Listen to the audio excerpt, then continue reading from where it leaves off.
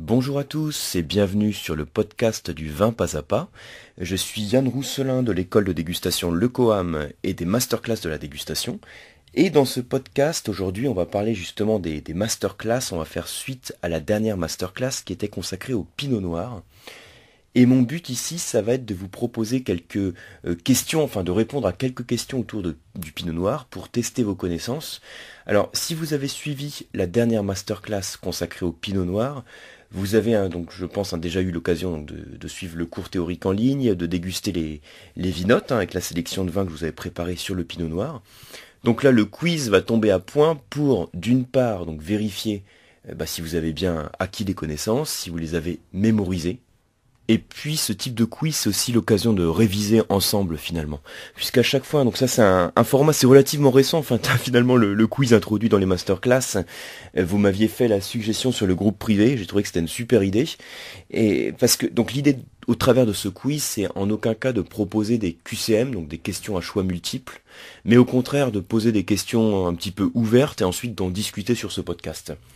Donc, je répète, si vous écoutez ce podcast, que vous suivez pas les masterclass, il n'y a aucun souci, vous pouvez écouter le podcast et puis, justement, essayer de répondre aux questions. Et si vous êtes complètement à côté de la plaque, que les questions vous parlent pas du tout, de toute façon, dans les réponses que je donne, je resitue le contexte, je vous redonne des informations, donc ça vous permettra de toute façon d'apprendre des choses sur le cépage Pinot Noir. Alors, il y a quelques petites questions, donc c'est un podcast relativement rapide. Je commence tout de suite par la première question. Alors les premières questions, je vois que ce sont pas des questions là spécifiques au Pinot Noir, en tout cas pour la première. C'est plus de manière générale sur les cépages. Alors première question, combien y a-t-il de cépages cultivés et quels sont les trois grands types de cépages ? Alors pour répondre simplement à cette question, déjà je resitue rapidement le contexte, si vous n'avez pas suivi les masterclass et que vous êtes grand débutant, juste un rappel, le terme de cépage, qu'est-ce que c'est ? Ça désigne une variété de vigne, donc une variété de raisin qui est cultivée, donc à partir de laquelle on va ensuite élaborer le vin. Un petit rappel essentiel quand même. Voilà. Alors, donc je reviens sur la question, les cépages cultivés, donc il existe beaucoup de cépages, il y a plusieurs milliers de cépages, mais vous avez en fait peu de cépages cultivés, vous en avez exactement 320, donc ceux qui sont, quand je parle de cépages cultivés, je parle des cépages qui sont inscrits sur le registre des cépages, c'est le catalogue des variétés cultivées. Donc 320 cépages, et quels sont les trois grands types de cépages ? Alors c'est une question là aussi qui peut prêter un petit peu à confusion. Si je vous avais mis comme question simplement quels sont les types de cépages, vous m'auriez peut-être dit il y a le cépage rouge et les cépages blancs. Ou bien vous m'auriez peut-être dit il y a les cépages à maturité précoce et les cépages à maturité tardive. Et tout ça, ce serait aussi des bonnes réponses. Là, comme je vous cite, trois grands types de cépages, c'est dans la continuité du cours masterclass, ce sont des choses dont on avait parlé sur le cours. Donc là, ce qu'on attend plutôt comme réponse, c'est donc pour les grandes catégories, ça serait cité donc les cépages de cuve. Donc les cépages de cuve, c'est ceux qui vont servir à faire du vin. Vous avez les cépages de table, donc ceux qu'on mange. Et ensuite, les cépages pour le séchage, donc ils sont destinés aux raisins secs. Donc, cépages de cuve, dont le pinot noir, le chardonnay, le cabernet sauvignon, etc. Les cépages de table, donc comme le muscat de Hambourg, le chasselas par exemple. Et les cépages pour le séchage, comme sultanine, raisin de Corinthe, etc.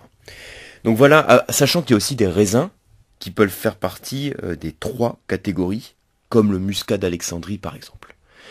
Donc ça c'était pour la première question, donc là c'était vraiment des généralités sur les cépages. Ensuite, qu'est-ce que la nouaison ? Donc la nouaison, quand a-t-elle lieu ? Là c'est encore un contexte générique autour des cépages, c'est pour vérifier un peu les grandes connaissances sur la notion de cépage.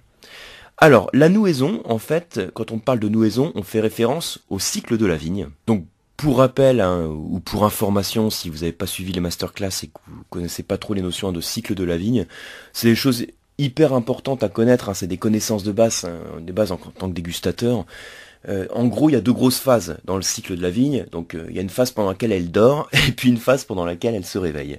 La phase pendant laquelle elle dort, c'est l'hiver, ce qu'on appelle le repos hivernal. Et puis le reste du temps, c'est la période active. Bien. Alors, en gros, Je vais pas tout refaire le cycle, hein, je vais surtout répondre à la question qui est posée sur la nouaison. Mais il faut imaginer que voilà, après l'hiver, vous avez votre vigne qui va se réveiller. Hein, c'est-à-dire que vous avez la poussée racinaire et la circulation de la sève qui va être à nouveau activée. Et vous avez donc la sève qui peut ressortir aux endroits où la vigne a été taillée. Donc on a l'impression qu'il y a des petites gouttes, on a l'impression, c'est même pas une impression, il y a des petites gouttes de sève qui sortent aux endroits où il y a eu la taille de la vigne. C'est ce qu'on appelle les pleurs. Donc très explicite, hein, c'est facile de s'en souvenir. Et ensuite, après les pleurs, hein, vous avez la vigne qui sort véritablement en fait de son repos hivernal, qui commence son cycle actif, avec les petits bourgeons d'hiver qui vont gonfler et qui font apparaître un petit duvet dans les bourgeons. Donc c'est ce qu'on appelle la bourre, le petit duvet. Et ça, c'est ce qu'on appelle le débourrement. Voilà. Donc le débourrement, ensuite vous avez les fleurs qui apparaissent. La fleur, ensuite elle se transforme en baie de raisin, qui est d'abord tout petit, hein, au stade petit pois. La baie se développe. Et puis ensuite vous avez l'arrêt de croissance. Enfin d'abord la baie qui change de couleur, hein, pour le raisin rouge qui passe du vert au rouge par exemple, c'est la véraison. Et puis ensuite la maturation du raisin.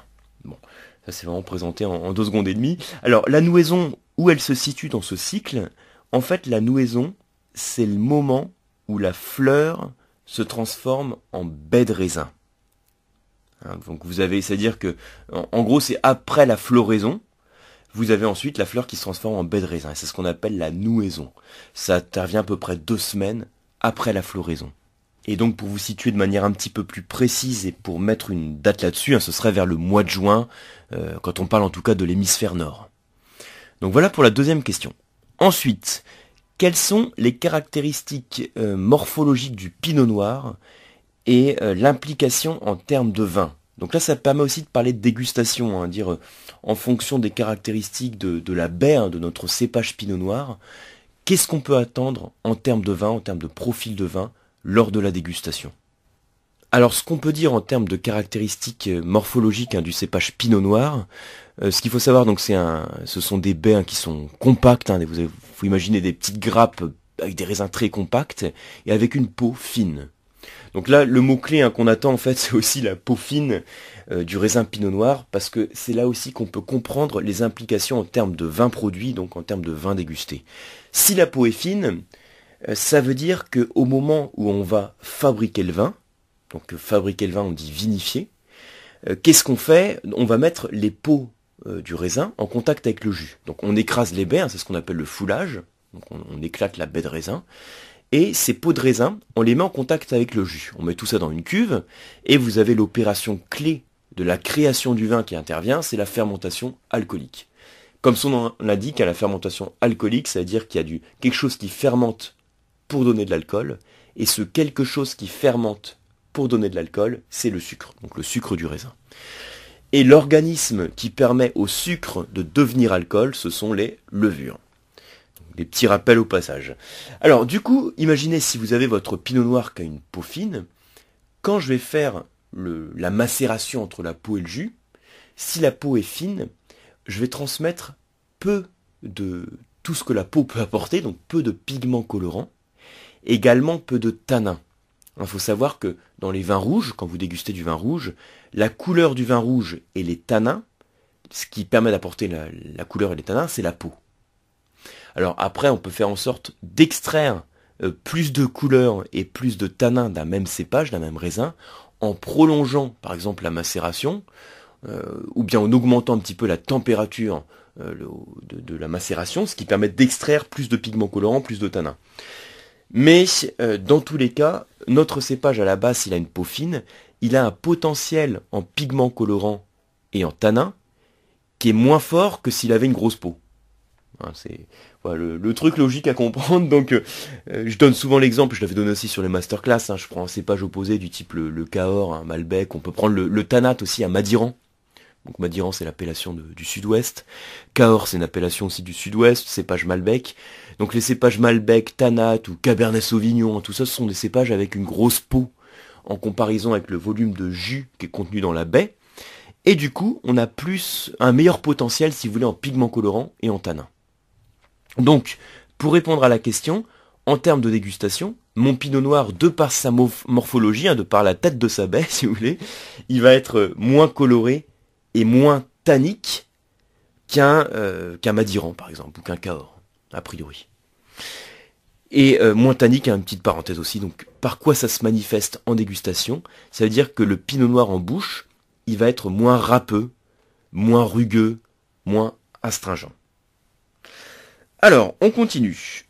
Question suivante, donc la 4. Quel type de climat affectionne le pinot noir et pourquoi?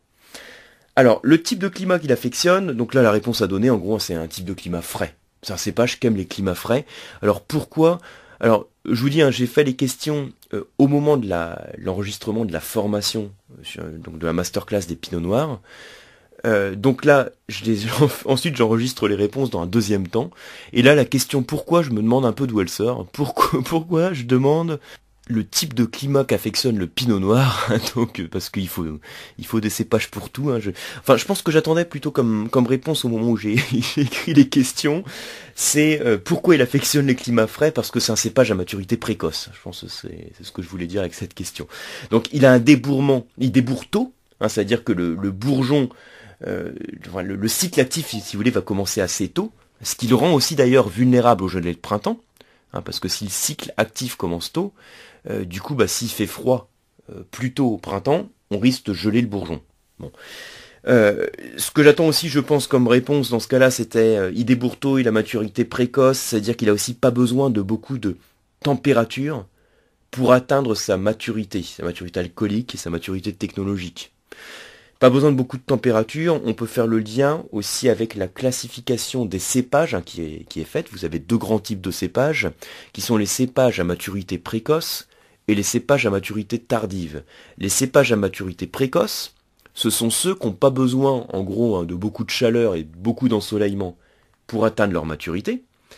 Et les cépages à maturité tardive, comme le nom l'indique, au contraire, ils ont besoin de beaucoup de chaleur, d'ensoleillement, pour atteindre leur maturité. Donc si on regarde la carte du monde viticole, dans les zones les plus chaudes, on aura des cépages à maturité tardive, et dans les zones les plus fraîches, des cépages à maturité précoce. J'avais parlé pendant la formation des masterclass de la classification faite par l'ampélographe Puglia, donc ça s'écrit P-U-2-L-I-A-T.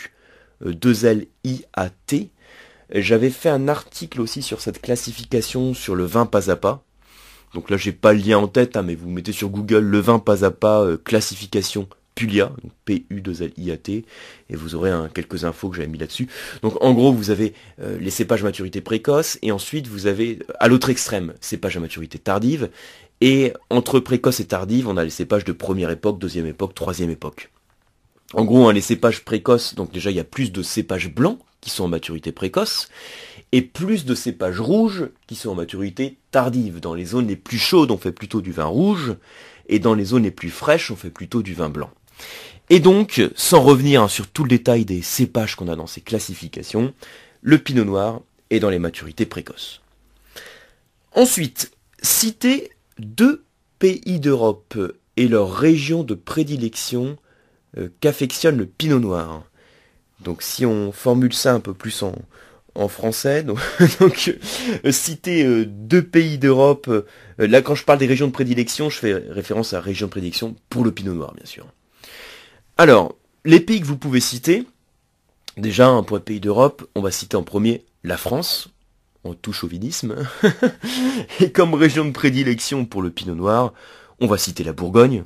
Ensuite, on pourrait parler plus spécifiquement au sein de la Bourgogne de la Côte de Nuits, qui est un peu le cœur de la production viticole du pinot noir en France.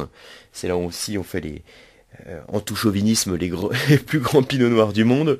Si vous n'êtes pas d'accord avec moi, vous me direz que ce sont en tout cas les plus chers. Non, ce qui est vrai, c'est que le climat de la Bourgogne, de par son climat tempéré frais, continental, de par son type de terroir, offre un terroir-climat qui est particulièrement adapté à ce cépage. C'est pas un hasard si les pinots noirs de Bourgogne ont parmi les plus grands potentiels de garde et les plus grandes complexités dans les pinots noirs qu'on peut trouver. Alors on pourrait citer aussi l'Alsace, c'est le seul cépage rouge qu'on trouve en Alsace, on pourrait citer la Loire, etc. Alors, autre pays d'Europe, je vous citerai également l'Allemagne. Et là, au sein de l'Allemagne, vous retrouvez plusieurs régions viticoles. Alors, des régions particulièrement adaptées pour des bons pinots noirs, vous avez la région de Baden, de Pfalz également. Bon, après, dans la Moselle, on en fait aussi quelques pinots noirs bien réussis. Donc là, c'est vraiment pour généraliser et vous citez quelques régions pour le pinot noir. Alors, ensuite, question suivante. Alors, d'autres pays que vous pourrez citer pour les pays d'Europe, ce serait par exemple la Suisse. Et puis après, on pourrait parler de zones fraîches qu'on a dans d'autres pays d'Europe. On peut trouver des pinots noirs en Espagne sur les zones les plus fraîches, également en Italie par exemple, avec de très beaux résultats. Alors ensuite, la question d'après, c'est la même question mais pour les régions du monde. Donc des régions dans lesquelles on va trouver des pinots noirs emblématiques. Alors là, il y a honnêtement 2 grands pays que vous devez avoir en tête pour le pinot noir. D'une part, la Nouvelle-Zélande. Notamment pour la Nouvelle-Zélande, on a un climat alors qui est relativement frais quand on parle de climat du Nouveau Monde. Et on va trouver particulièrement dans la région de Martinborough. Et puis donc Martinborough, pour vous citer, c'est dans le sud de l'île du Nord. La Nouvelle-Zélande, c'est 2 îles. Vous avez le nord et le sud, l'île du Nord, l'île du Sud. Dans le sud de l'île du Nord, vous avez Martinborough. Et dans le nord de l'île du Sud, vous avez Marlborough.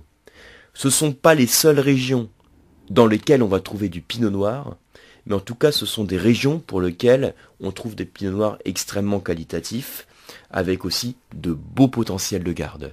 Et oui, puis l'autre région qu'il faut absolument citer, enfin l'autre pays viticole, ça va être, là on va partir sur les États-Unis, dans l'Oregon en particulier, avec la région de la Willamette Valley. Une région assez emblématique aussi pour les pinots noirs où on fait de très belles choses.